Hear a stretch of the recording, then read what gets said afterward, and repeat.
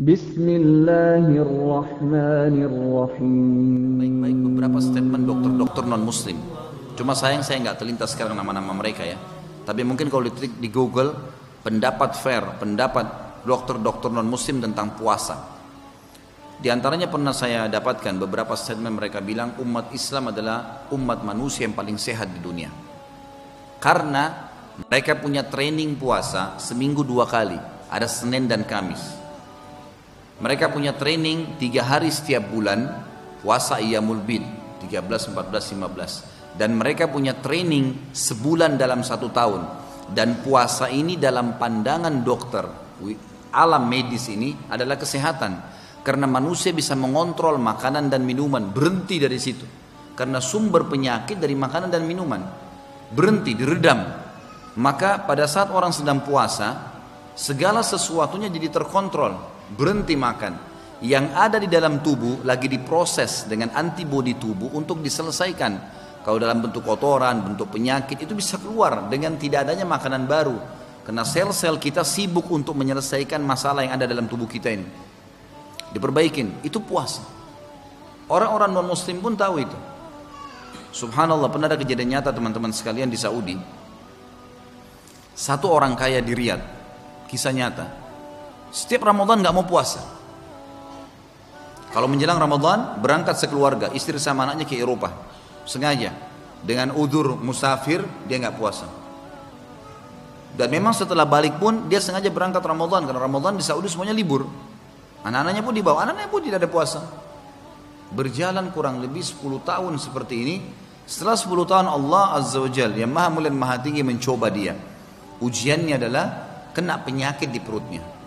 Dia berobat sampai 3 tahun non-stop, berangkat ke dokter spesialis yang paling terbaik di dunia, dibayar sama dia. Dokter semua angkat tangan, ini gak tahu penyakit apa nih, gak jelas. Kalau datang sakit perutnya, maka dia melingkar-lingkar kesakitan. Gak bisa makan, gak bisa tidur, gak jelas penyakit apa. Minum obat juga sangat canggih. Subhanallah, satu waktu di tahun ketiga, dia ketemu dengan satu orang dokter spesialis penyakit dalam di Jerman. Dokter ini Katolik dan memang sudah lama mau masuk Islam. Dia sering baca Quran terjemahan dalam bahasa Jerman. Ketemu sama orang ini, dilihat semua dokter yang pernah ditemui seluruh dunia. Ini dokter-dokter yang luar biasa, top ini. Resep-resep semuanya tidak kalah kualitasnya, semua obat-obat yang mahal, vitaminnya. Tiba-tiba dia sentuh dari sisi spiritualnya. Dia bilang, saran saya, Anda berpuasa, kata dokter Katolik ini. Coba kontrol diri dari makanan dan minuman, jangan makan, puasa coba. Dan jalankan puasa itu beberapa hari. Terus tiba-tiba dia bilang, bukankah Anda seorang muslim? Dia bilang, iya saya muslim. Baik. Kebetulan itu sudah dekat Ramadan. Dia bilang sebentar lagi ini setahu saya yang saya baca selama ini umat Islam punya puasa 1 bulan. Coba kamu praktek terapi, tinggalkan semua obat-obat ini, puasa sebulan itu. Coba kamu kontrol. Baiklah, dijalankan sama dia. Ini sudah kepepet, sudah nggak ada jalan lain, dia harus jalankan. Maka dia puasa. Subhanallah, setelah Idul Fitri dia pulang ke Saudi, dia puasa sebulan penuh dan dia buat pengakuan.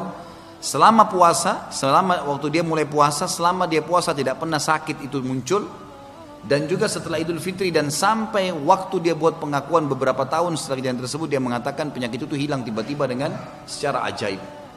Enggak ada sama sekali pengobatan dokter, enggak ada minum obat, enggak ada konsultasi, hanya dengan puasa. Allah Zat Maha Pemula yang memang menciptakan kita, yang menyuruh itu teman-teman sekalian. Dan Ramadan supaya kita tidak jenuh, dibuat semua yang syahadat wajib puasa kalau sudah balik. Jadi kita lihat, oh di sini puasa, oh ini puasa. Satu rumah kita semua puasa, satu sekolah kita teman-teman puasa, guru-guru pada semua puasa nih. Kita ke Saudi orang puasa, kita ke Afrika orang puasa, kita ke Amerika orang puasa. Jadi mau tidak mau kita harus masuk ke dalam lingkar puasa itu. Target utamanya adalah seseorang di antara kita terbiasa berpuasa.